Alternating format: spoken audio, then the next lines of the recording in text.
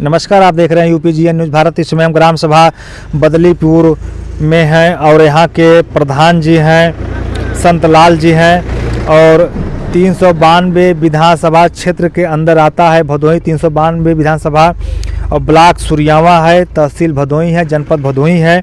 इनके ग्राम सभा में कुल वोट की संख्या 1200 के लगभग है और इस बार बूथ पे 600 के लगभग वोट इनके ग्राम सभा में पड़ा था। ग्राम सभा के लोगों ने इनको 199 वोट देकर अच्छे वोटों से चुनाव जिताया।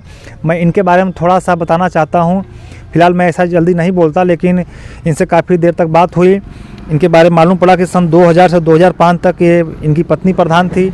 उस समय भी काफ़ी अच्छे कार्य विकास किए थे।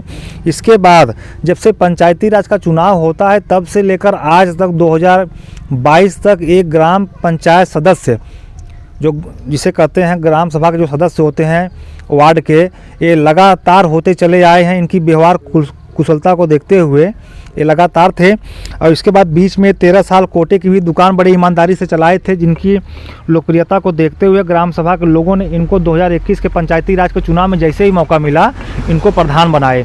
आइए ऐसे विकास पुरुष जो प्रधान कहे जाते हैं ग्राम सभा बदलीपुर के, उनसे खास विकास पे चर्चा होंगी। प्रधान जी नमस्कार, आपका UPGN न्यूज़ भारत में स्वागत है। सर, आपको ग्राम सभा के लोगों ने दोबारा प्रधान बनाया। एक बार 2000 में बनाए थे आपकी पत्नी को, फिर 2021 में फिर आपको बनाए।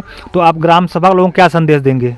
गांव सभा वाले हमें इतना का नाम से कि एक तरह से समझ लीजिए कि लड़कों की तरह जी, माता या बहनें जी, जो भी है या भाई, हमें इतना आदर दिए, रुआइया जाता है जी इतना आदर हमें दिए जी, कि हम कोटा होल्डर भी थे। जी, हर समय जो सामान मुझे देता था जी, उससे भी गांव वाले मुझे आदर दिए। जी, बहुत लोग लड़ाई लड़े लेकिन हमें सिवा किसी को कोटा नहीं दिए। जी, प्रधानी 2000 में भी प्रधान थे, हमारी औरत थी। जी, इसके बाद देवदासपुर चकचंदा बदलीपुर का काम था। जितना भी चक्रोट मैंने नाप करके जो जोते थे उसको पूरा कराए।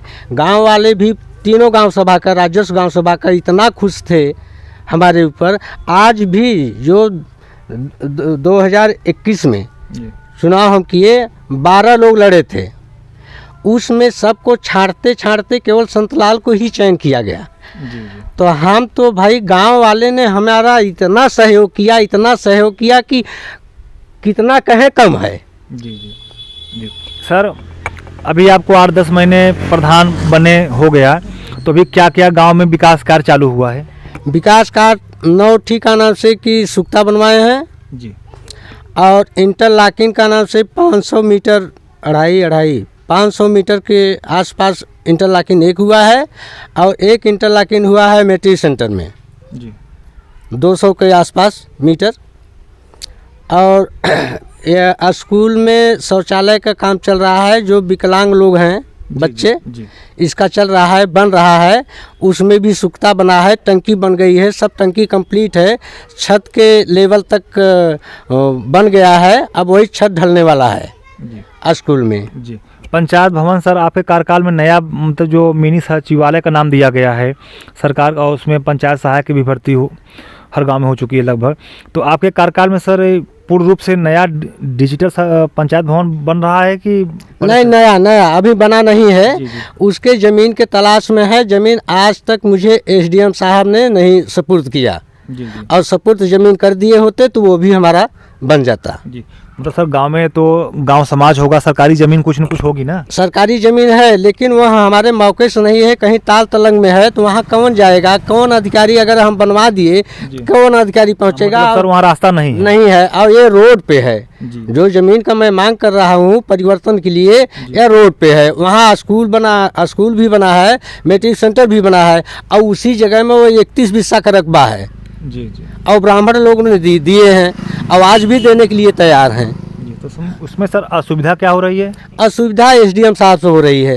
जी, SDM साहब कह रहे हैं कि हम उसको गिरवा देंगे जी, और हमारी ज़मीन छोड़ें, तो वहाँ जो गिरवा देंगे, जो ज़मीन छोड़ेंगे, वहाँ आने जाने के लिए रास्ता नहीं है, वो गांव के बीच में है।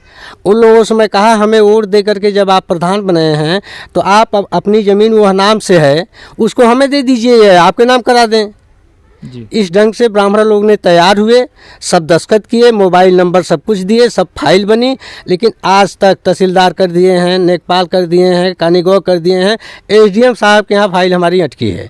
चलिए सर, वो एसडीएम साहब भी कर देंगे, गांव के विकास में आपका सहयोग देंगे सर। और सर मिनी शौचालय जो 12,000 का शौचालय था, मोदी जी बोले कि घर घर शौचालय बने और ताकि औरतों को, बहन बेटियों को शौच के लिए बाहर न जाएं, गंदगी न फैले गांव में, स्वच्छता का प्रतीक बने हर गांव। सर तो मिनी शौचालय क्या स्थिति है ग्राम सभा में, मतलब काफ़ी हद तक बना है कि आपके कार्यकाल में कहाँ तक बन पाएगा? जितना शौचालय का नाम से बना है, पूर्व प्रधान ने जो बनवाए हैं, एक सेम फेम ईंटा से बनवा दिए, वो जर्जर हो गया है, लोग उसमें बैठ नहीं रहे हैं। और कितना का ऐसा शौचालय दिए हैं कि वो था नहीं है, उसके नाम से शौचालय खरीद कर लिए हैं। जी जी। और अभी हमारे गांव में सब सड़क पर और नहरा पर, डाँड़े पर का नाम से कि शौच जाते हैं।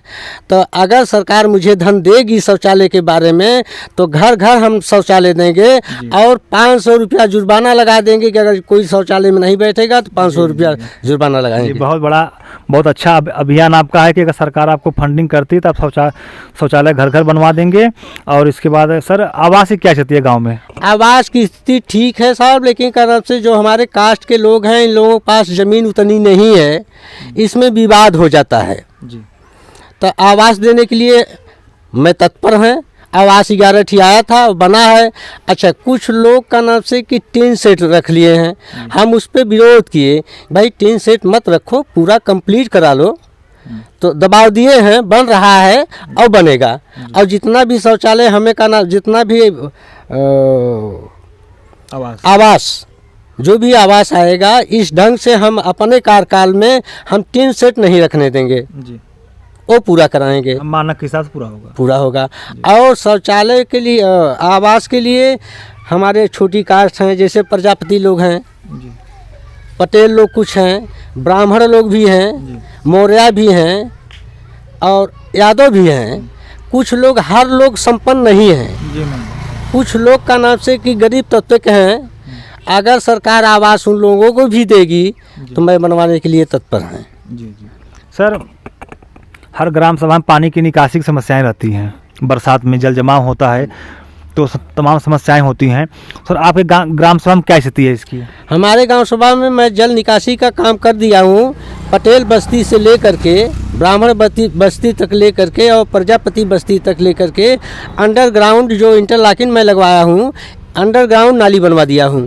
अच्छा, काफ़ी अच्छे, मतलब काफ़ी अच्छे हद तक आप विकास कार्य किए हैं पानी की समस्याओं को। जी।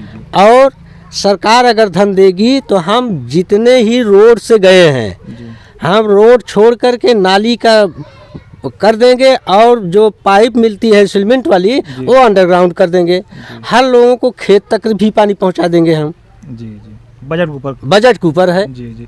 सर पेंशन की क्या स्थिति है? वृद्धा पेंशन, विधवा पेंशन, विकलांग पेंशन जो आता है सभी का गांव में विधवा औरतें बहुत होंगी और वृद्ध लोग भी होंगे, 60 साल के ऊपर वाले भी हैं। तो सर पेंशन की क्या स्थिति है? पेंशन की स्थिति ठीक है। 12 फार्म कुल भरे हैं हम अपने प्रधानी में, अभी स्वीकृति नहीं हुआ है। और पेंशन जो भी विधवा हैं, जो भी का नाम से कि बुजुर्ग हैं, सबको पेंशन जो मिल रहा है वो मिल रहा है। 12 फार्म और डाले हैं, अभी स्वीकृति नहीं हुआ है। और बाकी सर जो लोगों का बाकी है, नहीं आता है, तो उसको आप अपने कार्यकाल में पूरा कराएंगे? हम उसको पूरा कराएंगे। जिसका आ नहीं रहा है, मैं उनको भी आश्वासन दिया कि भाई चुनाव होने दीजिए, इसके बाद हम दौड़ करके सब काम करा देंगे। सर सरकार महीने में 2 बार फ्री में राशन भी दे रही है। हाँ, निःशुल्क दे रही है। उसमें घी भी है, सॉरी रिफाइन तेल भी है, चना भी है, दालें भी, नमक वमक भी है। तो सर क्या मतलब आपके ग्राम सभा में राशन वितरण सही से होता है कि कुछ में से घालमेल होता है? राशन तो सही वितरण होता है, कुछ लोगों का उठा नहीं लगता है तो लोग का नाम से टिप्पणी करते हैं कोटेदार। हम कहते हैं भाई आँख का है, आँख का ले लीजिए। वो महिला गरीब विधवा है, अगर वो राशन नहीं पाएगी तो वो कैसे जिएगी? तो इतना दबाव बना करके वो का नाम से उसको भी राशन दिलवाते हैं। लेकिन थोड़ा सा भाई अगर कोटेदार सुधार हो जाए तो अच्छी बात है। हर लोगों को ये सोचे कि यह गरीब है, इनको पहुंचाए किसी तरह। थोड़ी बहुत दिक्कतें हैं, आप अपने कार्यकाल में उसको भी सुधार कर लेंगे। जी। थोड़ा सा सर महामारी का दौर भी चल रहा है, इसमें जानते हैं आप, हाँ। कोरोना का।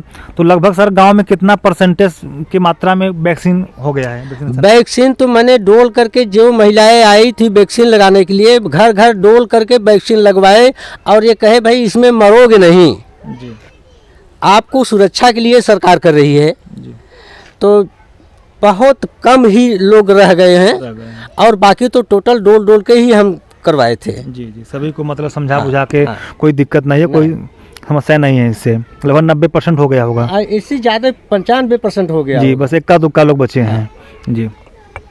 सर अब थोड़ा सा राजनीतिक हमारी बातें होंगी, चुनावी चर्चा, क्योंकि अभी अब 2022 में विधानसभा का चुनाव है, नज़दीक आ गया है, थोड़ा समय बचा है, तो एक आध लाइन इस पर भी बातें होंगी। आप गांव के मुखिया हैं, प्रधान हैं आप, और लोग प्रधान की बातों को समझते हैं, और प्रधान जिस पार्टी को कहते हैं या सेटिंग करते हैं अंदर अंदर, उस पार्टी को गांव में से कुछ अधिक से अधिक वोट मिलता है उसको।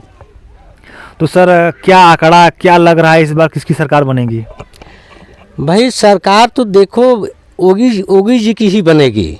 क्यों बनेगी कि योगी जी जितने भी सरकार आई इस धरातल पर कोई काम नहीं किया। योगी जी ने आए तो धरातल पे काम हुआ।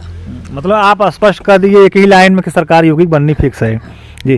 सर अखिलेश जी भी और मायावती जी भी कह रही हैं, मतलब आप तो भाई मायावती जी के बिरादर हैं सर, आप मायावती जी का नाम नहीं ले रहे हैं? हाँ है, बहन जी का नाम ले रहा हूँ, लेकिन बहन जी का नाम से कि इस बार थोड़ा क्रेज डाउन है। हाँ, तो भाई ऐसी बात नहीं है, मैं जात पक्ष की बात नहीं कर रहा हूँ, मैं ये कह रहा हूँ कि योगी जी ने आए धरातल पे काम किए, जो भी सरकार आया इस ढंग के धरातल पे काम नहीं किया। तो हमारा इच्छा है, हमारा मन है, हमारा मनसा है कि योगी जी की ही सरकार बनेगी। जी जी जी, मतलब सर ग्राम सभा का क्या मूड है इसमें इस समय? ग्राम सभा का मूड जो मैं कह रहा हूँ वही है जी।